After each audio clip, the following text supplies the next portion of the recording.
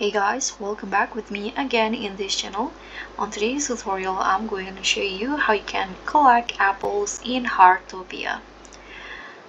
So if you're running low on energy for your next building project, or maybe you got a daily request to collect some apples, so in here I'm going to show you where the best spots to pick those juicy trees for free.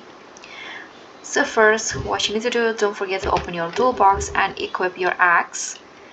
Okay, once you do that, you can just find apple trees like this and start swinging your axe to get those apples.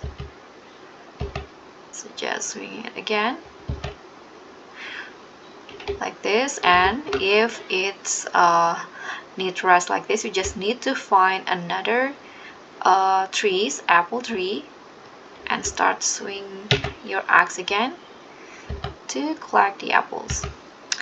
So guys, that's all from me. Thank you so much for watching. Don't forget to like, comment and subscribe, and also click on the thanks.